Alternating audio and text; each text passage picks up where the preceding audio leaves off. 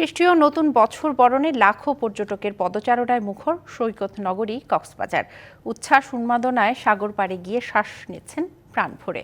উন্মুক্ত কনসার্ট সহ কোনো অনুষ্ঠান না থাকায় কিছুটা হতাশ ভ্রমণ পিপাসুরা। পর্যটক সমাগমে দারুণ খুশি হোটেল মোটেল ব্যবসায়ীরা। নিরাপত্তা নিশ্চিতে সার্বক্ষণিক নজরদারিতে ট্যুরিস্ট পুলিশ। খ্রিস্টীয় নববর্ষকে উদযাপনে কক্সবাজার সমুদ্র সৈকতের লাবণী পয়েন্ট থেকে কলাতলি পর্যন্ত ৩ কিলোমিটার এলাকা যেন জনসমুদ্র। নতুন বছরে দিনের শুরু থেকেই পর্যটকদের বাঁধ ভাঙা উচ্ছ্বাস ছিল বালিয়াড়ি জুড়ে। তবে সৈকতের উন্মুক্ত স্থানে কনসার্ট সহ কোনো অনুষ্ঠানমালা না থাকায় কিছুটা হতাশ পর্যটকরা। এই বছর আমাদের বিভিন্ন কার্যকলাপের কারণে এই প্রোগ্রামগুলো হয় নাই। আজকে বছরের প্রথম দিন হিসাবে কক্সবাজার প্রচুর পর্যটক, তো পর্যটক আসাতে আমরা খুবই খুশি।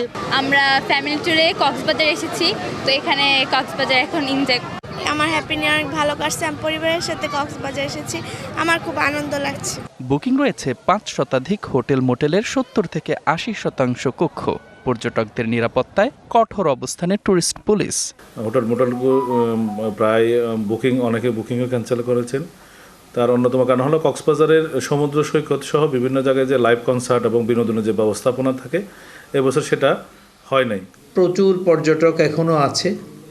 আমাদের এই ব্যবস্থাটা আমরা এই মাসের ১৫ তারিখ পর্যন্ত চালিয়ে যাব, নিরাপত্তা ব্যবস্থাটা, যাতে পর্যটক আসে কোনো ধরনের হয়রানির শিকার না হয়। কক্সবাজার সমুদ্র সৈকতের কোল ঘেঁষে অপার সৌন্দর্যের মেরিন ড্রাইভ, বার্মিজ মার্কেট, রামুর বৌদ্ধবিহার ও মহেশখালীর আদিনাথ মন্দির সহ জেলার অন্যান্য বিনোদন কেন্দ্রে বিরাজ করছে উৎসবের আমেজ।